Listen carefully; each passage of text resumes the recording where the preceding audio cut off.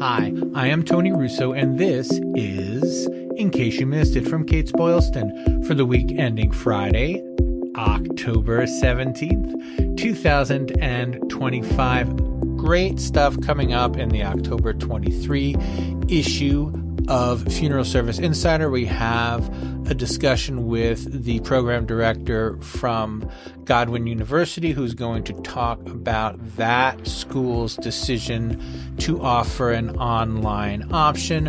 And we're also speaking with some of the folks at Garfield Refining,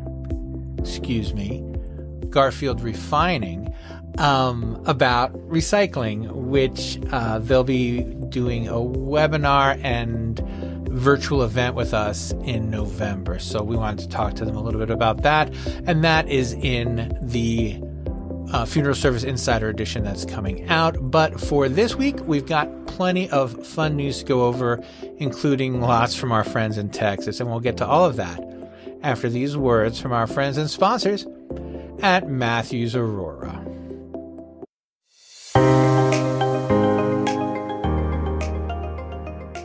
For more than 20 years, Matthews Aurora Funeral Solutions has been providing innovative technology to support funeral professionals and their families. Their Arranger presentation system makes showcasing service and merchandise options simple. Family Connections technology enables families to participate in arrangement planning from the comfort of home. And the Advisor system combines case management and interactive planning, all in one place. Simplify the arrangement process with technology designed for you. Visit MatthewsAurora.com for a free demo or call 1-800-457-111 today. That's MatthewsAurora.com or 1-800-457-1111. Call today. First up, I want to mention a story that I saw in my local paper. It was on DelawareOnline.com, which is essentially the USA Today version for all of Delaware. It's the same, newspaper company. But I've seen stories like this. I see them all the time, 2 or 3 a week. And this headline is, what is a death doula and what does it mean to have one on your side? And there are all sorts of stories like this with these different variations. And, as we talk more about how funeral service is changing and as there is more attention paid to the, value, I guess, of death doulas in funeral service, it's also worth mentioning that I rarely see what does a funeral director do and what does it mean to have one on your side. And there's no reason that there aren't stories like this. I mean, these are stories, there was another, we talked a couple of weeks ago, probably more than a month ago, about these newspaper columns, these Ask a Director newspaper columns. Those are, I think, really, really valuable ways to connect with the community, because I think that the reason local media outlets don't necessarily write what is a funeral director stories is because they don't know that they don't know the answer to that question. As being a funeral director changes, I think it's important to let the community know in the best ways that you can. And, I know that we do all sorts of outreach, or at least I do stories on all of the outreach that funeral homes do. And we're going to have a couple of stories this week about what funeral directors do and how they get the word out. But it's something worth considering, at least looking for the opportunity to explain what a funeral director does now. This is not the funeral director that you last dealt with. If you are, under 50, certainly you've probably, hopefully, I guess, you've not dealt with a funeral director in the recent past. And that's in a changing atmosphere. That's something that can be corrected. So it's something that I'd like you guys to at least think about. I figured, as I said, we got a little conversation going on social media about it, but I would love your feedback on this channel as well to let me know what you guys do or what has worked for you, if anything has worked for you, and letting people know what funeral directors do today, not what they did in the movies or not what they did when you were a kid growing up and you went to your first grandparent funeral or anything. So anyway, that's a topic worth considering, and I thought I'd share it. So speaking of getting your name out there is a story that I shared from Spearfish, South Dakota, and I have a special affinity for Spearfish. I take an annual cross-country trip, or have been taking annual cross-country trips, and Spearfish is one of our day trippy stops. It's most of the way to our destination, and it's a cool little town. So what caught my attention was Spearfish in the headline, and this is about the Kincaid Funeral Home, and the story is mostly about the charity that the Kincaid Funeral Home works with, and it is a veterinarian's charity that provides money for people who want to have their animals seen by a vet but can't afford it, I guess is the best way to put it. And that's not only the hook for the story, that is why people are reading it. And as kind of throwaway part of the story, almost just a mention, they say that the Kincaid made this significant donation. I think it was $10,000 donation with money that they got from their recycling company. And it was funny because I read this story, and then of course I interviewed the folks from Garfield who are, as I said, featured in the October 23rd edition of Funeral Service Insider, the newsletter. This company, Kincaid, happens to partner with Core Scientific for their recycling, but the real opportunity, and there's no way to say it without sounding mercenary, except it's not mercenary. You're just letting people know what you're doing, is saying, yes, this is part of what funeral directors do. We are responsible to make sure that anything that is left over from a cremation is responsibly recycled, and it's better for the environment, and it is better for everyone. And then we take your loved one's share. We take what's left over from all of it, and then we give it to a worthwhile cause in town. And it doesn't have to be you handing over a great big check if you're, kind of shy about that thing, but it's an opportunity for you to help bring more attention to a charity that you already like, and to also say, this is one of the things that funeral directors do. And it's not, it's not one of the top 5 things that people would guess about funeral directors. So it was a well-timed story about an important topic. And again, we are having a webinar. It is on November 18th at 1 p.m. Eastern, and there'll be a link in the show notes to sign up for that if you care to come. And one of the things I spoke with the Garfield Refining people about was, having meetings and choosing the people who do your recycling very specifically. And anyway, that's in the other story. But this story I thought I would share, and kudos to the folks over there at Kincaid Funeral Home. And hello in Spearfish. I'll be back in hopefully another 6 to 8 months. I've mentioned before that there seems to be more funeral coverage in the UK than funeral industry coverage in consumer media than there is here. And this is a story that just was well timed, and I wanted to talk about the language of it. It is M.A. Mills, which is one of the larger, I think, funeral companies around there, invests in inclusive funeral training to provide peace of mind. And I love the way that was put, and that's why I wanted to use it to kind of kickstart this discussion. It's something that we've gone over, again and again in Funeral Service Insider and in this podcast. The idea that people who are members of, sexual and gender minorities assume that may tend to assume that they may not be welcome in some places, and just putting people's mind at ease, just giving people the peace of mind to understand that they'll be treated with respect and dignity, which is such a weird thing to have to say, but there are monsters out there, and what are you going to do about them?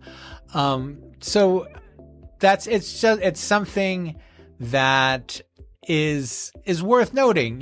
Just this story in the paper about a local training where, it's a signal to the community that you are open and not aggressively bigoted as people can be when it comes to sexual and gender minorities for some reason. And along those lines, I would like to remind you that our friends and former guests on the show, Sarah Murphy and Tim McClune, will be helping to host the 5th annual Death Care Proud event on Tuesday, November 28th in Chicago at Charlie's Chicago in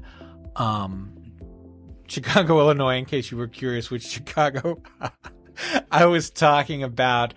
This is an event that has only grown and has only improved. And I'll have a link in the show notes and next to this post online where you can hear their interview from last year, because I did a preview story on Death Care Proud for 2024.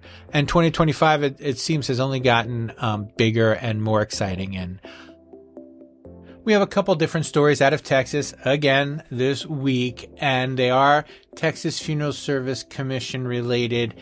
And the first one that I want to talk about is really convoluted, and I recommend that if you need to have all the details in front of you, that you search for Adeline Buie online, and that is Adeline, capital Bui. She was the owner of a company that did cremations, among other things, Capital Mortuary Service. And you may remember this story broke back in March, I think, or April. She was accused of, quote, experimenting, unquote, on body parts that had come into her mortuary. And so the short version is someone that had worked for her and was no longer working for her reported that she was forging their name for getting death certificates. And that was problem number one. Problem number two is that she was doing these, quote, experiments, unquote. The reason I keep saying quote and unquote when it comes to experiments is because the other person who ended up being arrested ran a company called Med to Market in South. This is all in Austin. And that's a body parts company. And they denied the accusation that these were experiments and said that they were not directly involved in ordering them.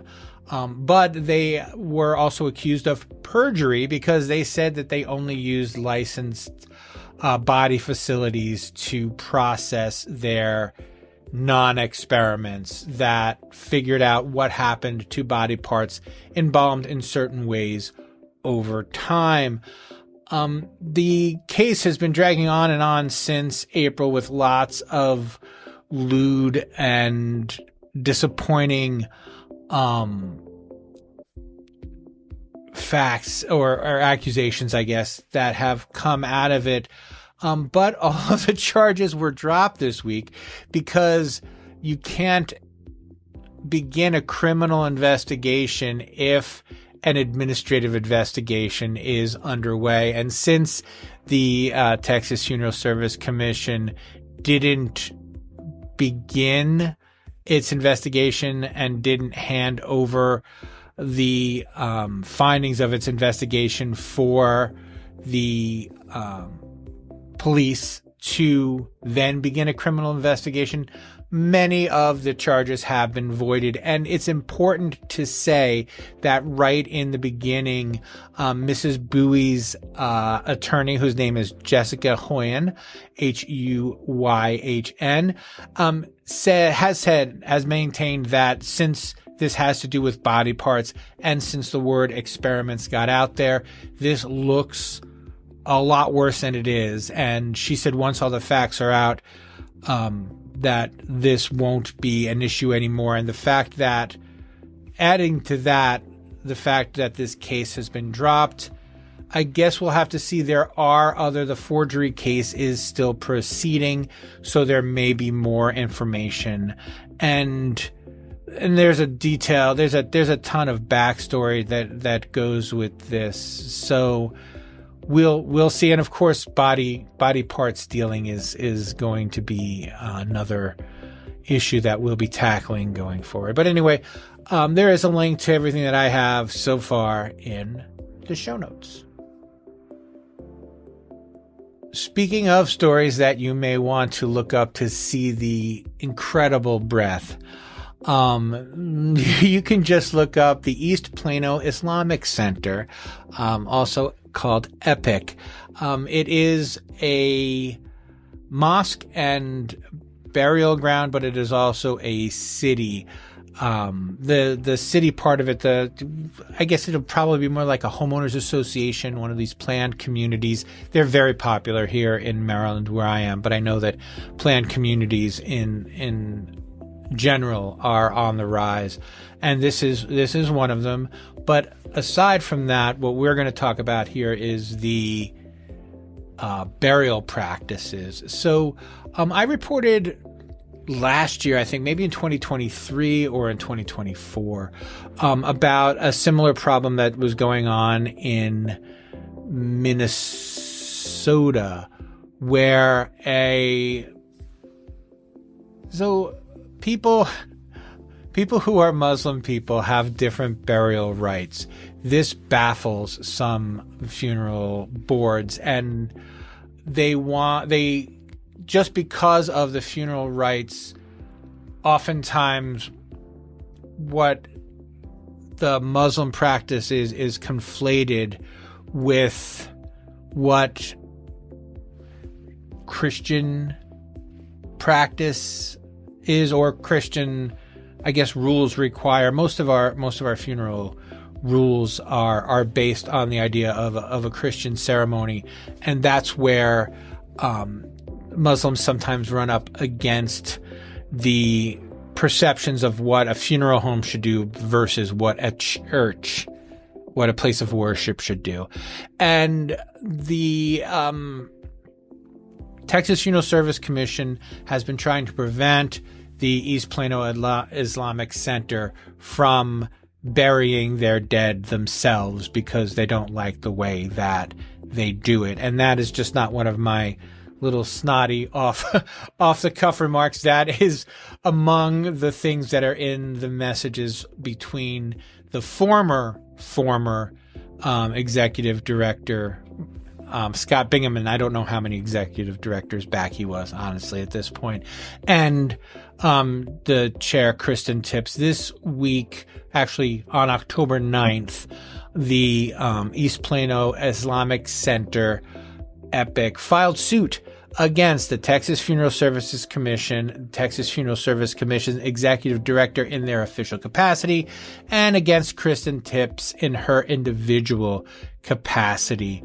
And their lists of problems that they have, I guess, with Ms. Tips and with the Funeral Service Commission is extensive. And the evidence that they provide, including, we reported on a couple weeks ago, text messages between Bingham and Tips about the relative merits of Islam as a metaphysical ideology as opposed to Christianity as a metaphysical ideology. And it's not pretty. I mean, it's all the bigotry is always boring to me, and it never holds up well. So we'll see how this goes. I don't know if it'll have any effect at all. Increasingly, denying that you're doing anything wrong works, whether you're doing anything wrong or not, in this kind of kooky time we've entered. So we'll see what turns up. I just got my hands on this suit, so I'm going to take another week or so to pull it apart and see what other fun stories are in it. But all of the basics make me look forward to hearing the Texas Funeral Commission's response, and of course hearing Ms. Tipps's response as well would be something. So we're looking forward to all of that. There is not a link to this in the show notes. You have to look up the court thing, and it's a pain in the neck. So as this comes into more of the news, I'll provide the coverage. I'll provide links to the coverage. But for now, keep your eyes on it, because there's certainly going to be more out on this continuing battle over both the funerary rights of Muslims and the literal rights of them to build a city where they are safe from persecution. So link to the epic stuff in the show notes as best as I can provide it. And that will do me for this week. In case you missed it, From Kates-Boylston is a Kates-Boylston production. It was written and edited and videoed by me, Tony Russo. Please subscribe wherever you're listening now. And if you have any feedback, I would love to have it. You can go to the show notes and then click on my email address and then send me an email, to which I will respond. I do appreciate those of you who are reaching out to me with stories. You are so much better than Google, so thank you for all of your help with helping me find stories that are worth telling. And we will check in with you next time.